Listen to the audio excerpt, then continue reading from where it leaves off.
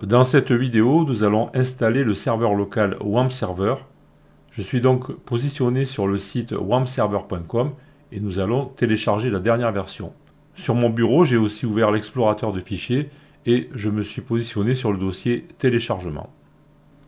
Au niveau du site, je vais me positionner sur l'onglet télécharger et je vais récupérer la dernière version. On voit qu'elle intègre PHP jusqu'à 8.4. Je vais donc cliquer sur la version ici, comme ceci. J'atterris sur une page qui me propose un formulaire que je pourrais remplir pour obtenir des informations supplémentaires, mais on va passer cette étape. On va cliquer directement sur le lien « Passer au téléchargement direct ». Je vais lui demander de ne pas traduire. Logiquement, le téléchargement va démarrer tout seul, on le voit ici. Et le fichier va se télécharger dans le dossier téléchargement de Windows. J'attends la fin. Voilà, c'est terminé. Le fichier est téléchargé. Nous l'avons dans le dossier téléchargement. Ensuite, je vais l'exécuter. Donc ici, je suis administrateur, mais si vous avez un compte ordinaire, je vous conseille de faire un clic droit et de cliquer sur exécuter en tant qu'administrateur. Et il vous demandera le mot de passe de l'administrateur. Il vaut mieux avoir les droits maximum pour installer ce genre de programme. Donc le programme se lance. Il va me demander la langue, je vais choisir français. Avant, je vais réduire ceci. Voilà, pour avoir tout l'écran. Je vais réduire ceci aussi. Je vais cliquer sur OK. Donc là, il va me demander d'accepter les conditions générales. Bon, comme d'habitude, on clique je comprends. On fait suivant. Et là, extrêmement important, il va falloir faire une halte. Il va falloir examiner ce message. WAMP Server repose sur Visual C++. Il faut donc que certains packages soient installés dans Windows, sinon l'installation ne pourra pas se poursuivre, il y aura un plantage. Alors ici, il faut lire ceci avec attention.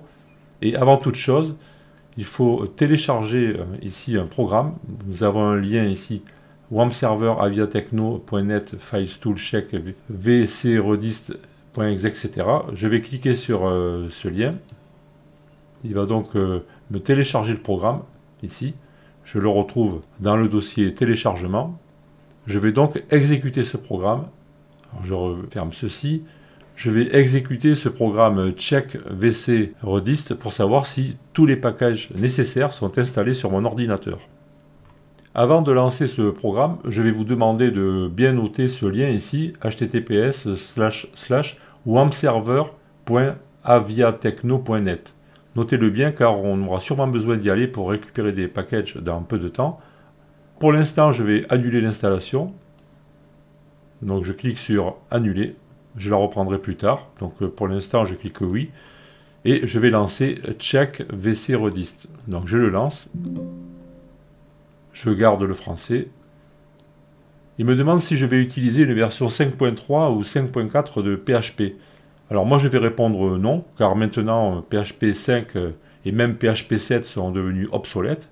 Par contre, si vous aviez une ancienne application qui nécessite une version 5 de PHP, à ce moment-là vous cliquerez sur oui, et cela va nécessiter d'autres packages supplémentaires.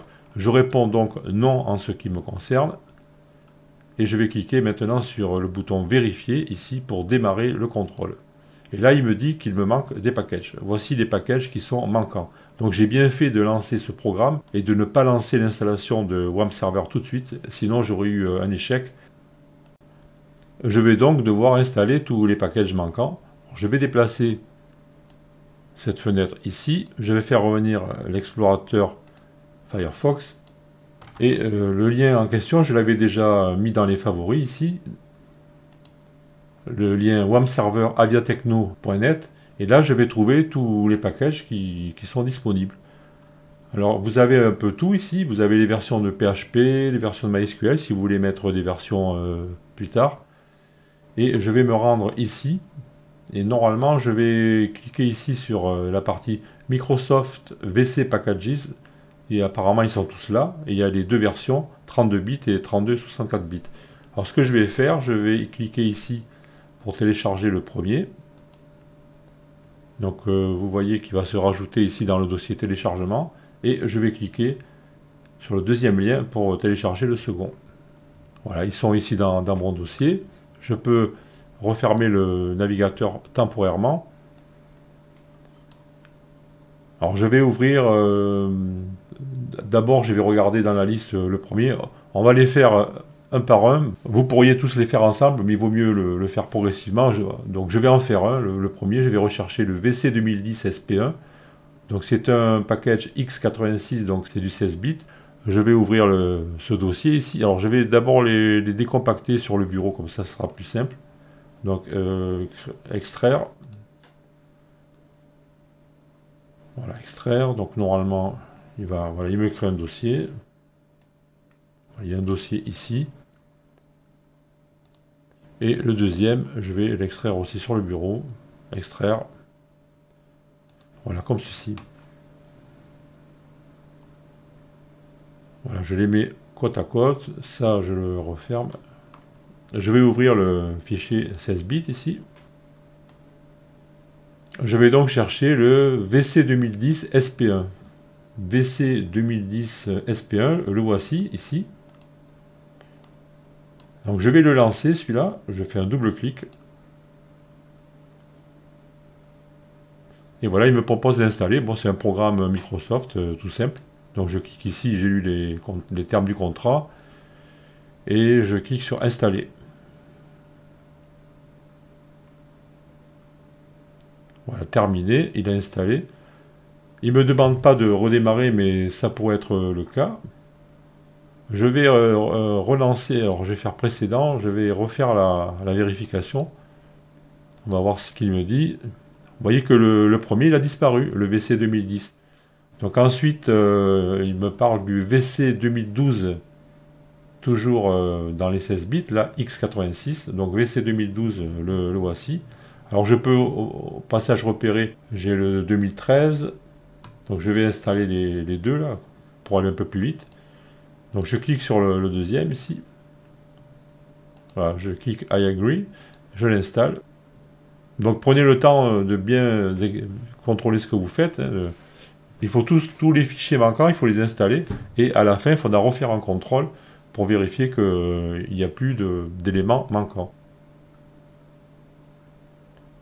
Voilà, il a fini d'installer, je ferme. Je vais installer le 2013 ici. Voilà, I agree. Installe. Je ferme une fois que c'est terminé. Ensuite, qu'est-ce qu'il me demande? 2022 x86, donc je pense que c'est celui-ci. Je clique. Je l'installe. Il y en a certains qui sont en français, certains en anglais, bon, peu importe. Donc là, je vais refaire une étape quand même. Je fais précédent. Je reclique sur non pour le PHP 5. Alors vous pouvez faire tout d'un coup si vous voulez. Moi, je préfère procéder par étapes et vérifier de temps en temps. Donc vous voyez qu'on a beaucoup moins. La liste commence à se réduire. Donc là, je vais passer aux éléments 64 bits. Donc je vais ouvrir, je pense que c'est celui-là, voilà, le x64. Donc il est là. Donc il me dit le 2010 SP1. 2010 SP1 x64, donc je fais un double clic. J'ai lu les termes, là je clique, j'installe, je termine. Ensuite le 2012 redist, 2012 x64, 2012, alors, je vois pas de redist. Pour l'instant je vais le sauter celui-là. 2013 redist, 2013, alors c'est le update 5. 2013 update 5, c'est celui-ci.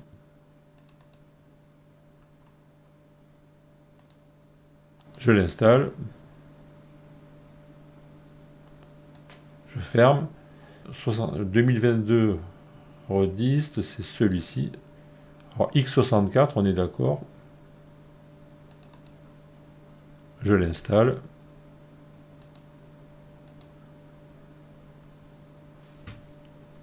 Alors là, il me dit que je dois redémarrer, donc je vais pouvoir redémarrer plus tard, donc je fais pour l'instant fermer. Qu'est-ce qu'il me demande encore? Le redist 2022, donc c'est fait. Alors je vais refaire précédent ici. Je refais non pour PHP 5, et je vais faire une revérification. Là, il ne m'en manque plus qu'un, donc le 2012 redist update 4, 2012 update 4 en 64 bits. Donc c'est celui-ci là. Donc je le lance. Non, j'ai dû me tromper là, puisqu'il me propose la réparation, c'est que j'ai pas pris le bon. Alors je me suis trompé, c'est le 64 bits, c'est celui du dessus. Alors ici je fais fermer. Donc je suis sûr, oui. Et je vais prendre celui-ci là, 2012 Update 4 en 64 bits. On est d'accord, hein? 2012 64 bits Update 4. Donc c'est celui-ci. Je clique que je suis content, j'installe. Et je ferme. Maintenant, je refais un dernier contrôle. Et là, il me dit tous les paquetages VC++ nécessaires à WAMP Server sont installés. Donc là, c'est bon. J'ai vraiment tous les packages. Je suis de retour après avoir redémarré l'ordinateur. Je vais relancer encore une fois le programme de vérification ici, check VC Redist, pour vérifier que tout est bon. Donc je suis en français, ok. Je n'utilise pas 5.3 ou 5.4. Et maintenant, il me dit prêt à vérifier. Donc, je clique sur vérifier. Et là, il me dit tous les paquetages VC++ nécessaires à WAMP Server sont installés. Donc, tout est bon. Je vais pouvoir installer enfin WAMP Server. Donc, je clique sur OK. Ce programme se ferme. Je vais reprendre le programme d'installation ici. Et donc, je vous recommande, si vous avez un compte utilisateur normal, de cliquer sur le clic droit et de faire exécuter en tant qu'administrateur. Donc là, moi je le fais, mais ça ne change rien puisque je suis déjà administrateur. Donc je clique ici et je vais lancer le programme en français. Donc je vais redire ici que je comprends et que j'accepte les termes du contrat. Je vais faire suivant. Et là maintenant, ce message, donc on l'a bien lu, on l'a mis en application. Je vais cliquer sur suivant puisque maintenant je suis sûr que je peux installer le programme et que tous les paquetages VC++ sont correctement installés. Je clique sur suivant et donc je vais garder le répertoire par défaut qu'il me propose, à savoir WAMP64 dans le disque C. Je clique sur suivant et maintenant l'installation est partie. Je laisse faire l'installation, je mettrai la vidéo en pause et on se retrouvera à la fin de l'installation. Voilà, les fichiers sont copiés. Maintenant il va me poser quelques questions. Il me dit que Edge sera le navigateur utilisé par WAMP Server. Donc moi ça me plaît pas trop, je vais en choisir un autre. Donc je clique sur oui pour choisir un autre navigateur. Et moi je vais lui demander de choisir Firefox. Donc je vais dans le disque C. Au niveau de programme, ici Mozilla Firefox. Et je vais choisir le programme Firefox. Je clique sur ouvrir.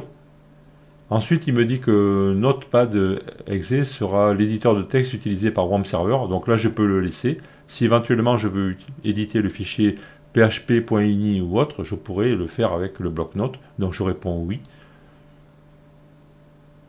Donc c'est celui-là, voilà. Il va continuer son installation. Il installe MySQL. Voilà, maintenant il a fini l'installation. Alors qu'est-ce qu'il me dit là que, il m'explique un peu comment ça fonctionne, donc ça on le verra ensemble, les menus locaux, etc. Donc là je vais cliquer sur suivant. Et là il me dit que j'ai terminé. Donc je peux cliquer sur terminer. Je vais redémarrer l'ordinateur et je vous retrouve. Je viens de redémarrer l'ordinateur par précaution. Il ne me le demandait pas, mais je préfère le faire. Et je vais lancer WAMP Server. En principe, il a créé une icône sur le bureau. Si ce n'était pas le cas, vous iriez ici dans la partie des programmes. Et là, on voit qu'il a été récemment ajouté. Sinon, vous cherchez WAMP Server. Ici, vous allez le trouver. Et puis, éventuellement, vous faites un clic droit. Moi, je vais d'ailleurs le mettre dans la barre des tâches. Donc, je clique sur épingler à la barre des tâches. Comme ça, il sera toujours présent ici dans la barre des tâches. Je n'aurai pas besoin de le chercher si le bureau est recouvert par une fenêtre. Je vais cliquer ici sur l'icône. Encore une fois, si vous avez un compte utilisateur ordinaire, il vaut mieux faire un clic droit et l'exécuter en tant qu'administrateur. Alors là, il ne veut pas, pourquoi? Si je fais ici, exécuter en tant qu'administrateur, et là, il va lancer WAMP Server. Donc vous le laissez faire, il va faire sa cuisine. Il va tout initialiser, les services, etc. Et quand tout sera prêt, vous allez voir une icône en bas à droite, donc on va attendre. La première fois, ça peut être un petit peu long, mais voilà, c'est terminé. Donc tous les services sont lancés. Maintenant, je vais vérifier ici dans la barre de notification en cliquant sur ce petit bouton. Je vois ici que j'ai une icône verte là, qui correspond à WAMP Server, mais je veux la faire apparaître en permanence dans la barre des tâches. Je vais donc faire un clic droit ici sur la barre des tâches et je vais cliquer sur Paramètres de la barre des tâches. Dans la fenêtre qui s'affiche, je vais aller dans Autres icônes de la barre d'état système ici. Je clique et je vais chercher celle qui s'appelle Try Menu Manager. Je vais cliquer sur le bouton pour la rendre active et là je vois qu'elle apparaît en permanence maintenant dans la barre des tâches. C'est ce que je voulais. Il est important de l'avoir en permanence car sa couleur doit être verte. Si elle est rouge ou orange, c'est qu'il y a un problème. Maintenant je vais ici, on peut faire soit un clic droit ici pour avoir un menu contextuel, ou bien on peut faire un clic normal avec le bouton gauche et on aura le menu de l'application.